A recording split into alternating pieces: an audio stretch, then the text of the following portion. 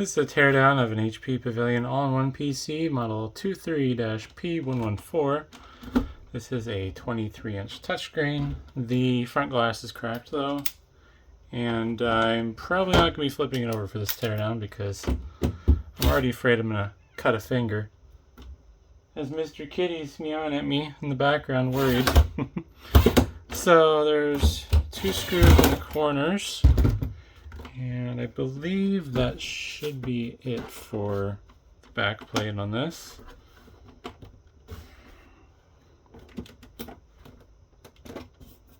Let's see here. I'm gonna pry it with a screwdriver. Sometimes these screws, you need to really back them out far. Yeah, those worked out all the way. That one was. There we go. And it just pries away. Like so.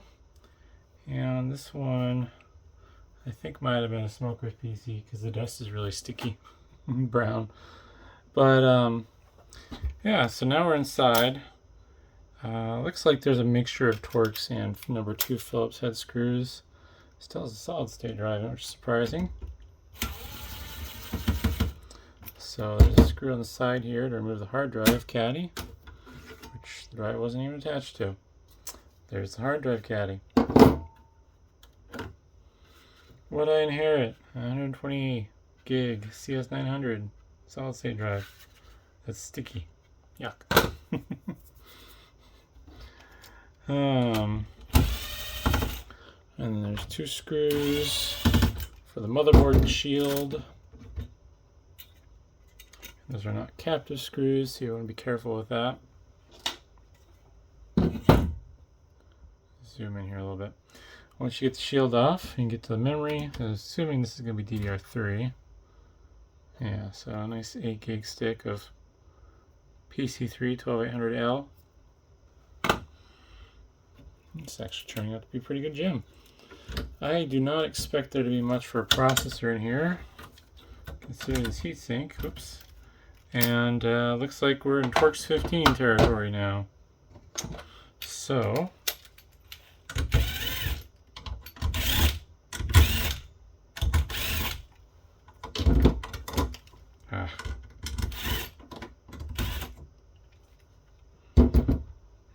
it looks to be an AMD processor almost.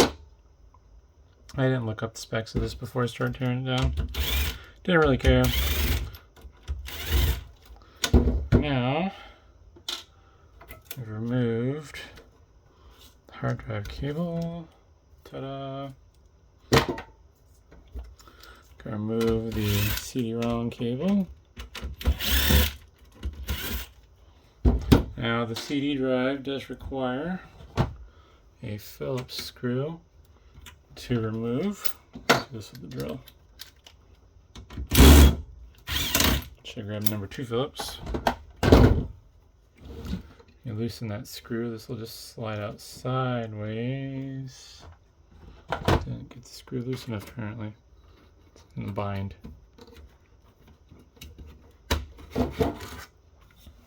It's probably a DVD burner. Yeah, DVD burner. This board here should be the digitizer board for the touchscreen functionality, I believe. Actually, no. I think this is the backlight board from the looks of it. We'll find out. Oops. Need my T15 here. So these screws in the corners will remove the stand.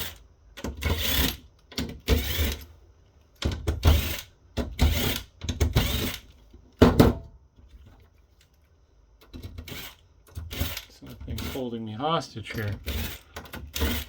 There we go. Some more screws that aren't captive, so just dump those out. This, I guess not really stand, this leg. Yeah, leg's probably a better term. This is a piece of cast aluminum. Wonder if this is actually a restaurant PC and not a smoker's PC. It feels more like restaurant grease the further I get into it. I appear to be on a square motherboard street. Boy. a couple teardowns now of all-in-one PCs. I'm not sure where this one and the others will end up being in the queue, but yeah, if the order matches the order that I recorded them in, then this will be the third video. And the reason I'm tearing these down is because I figure, why not?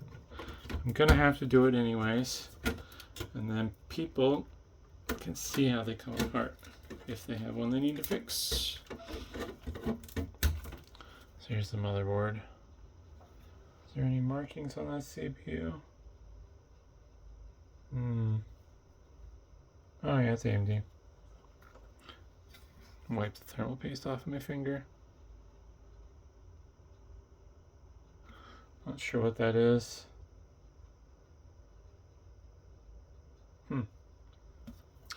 And with the CMOS battery in this particular unit, to remove it, you push inwards.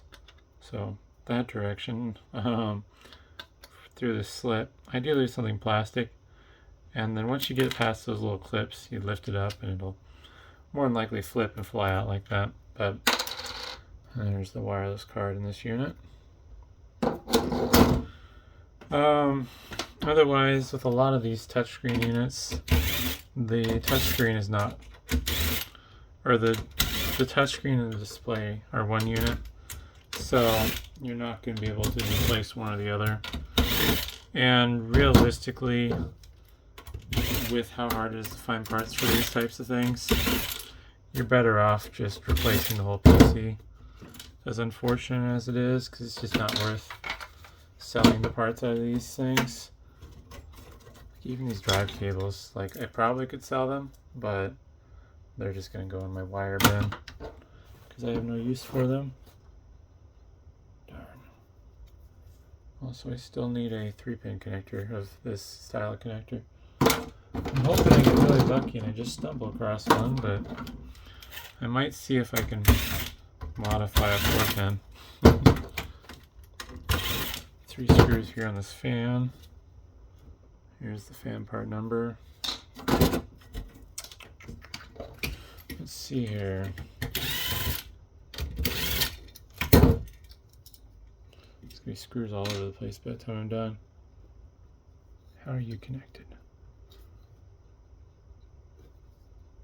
Alright, just wasn't pulling hard enough. Yeah, I think this is probably actually the inverter board for the LCD backlight.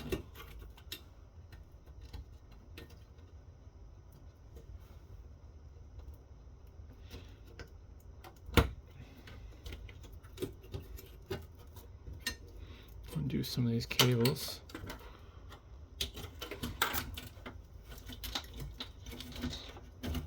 There we go.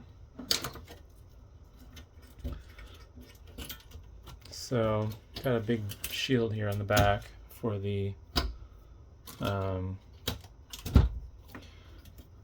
display assembly. A whole bunch of screws all the way around the perimeter.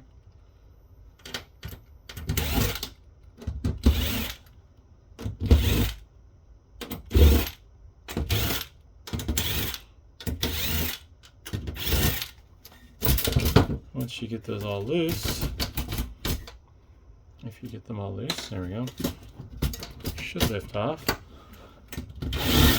If I do my job correctly. Ah, there's the touchscreen board. So yeah, that board on top of the optical drive was the backlight driver for the LCD panel, because this is the digitizer board for the touchscreen. I suppose it's possible for these to fail, but I don't think I've seen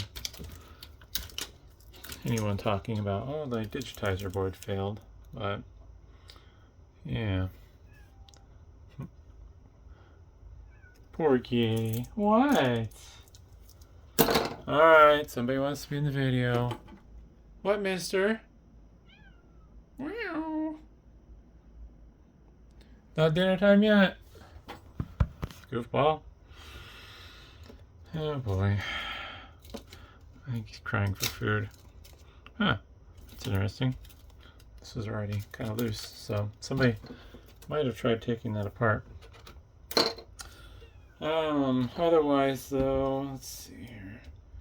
Yeah, so the LCD's panel is not really serviceable. It's part of the digitizer, the glass touchscreen on the front. There are some trim pieces that you might be able to take off to get it apart further, but I'm already risking cutting a finger, so I'm not gonna get into that anymore. Otherwise, yeah, not much else to really take apart. Here's the back cover. A little bit of a foam baffle thing there to guide the airflow. Some screws if you want to remove the rear leg. This doesn't have support for VESA mounting though, so not really any reason why you need to do that. There's no screw points here to VESA mount.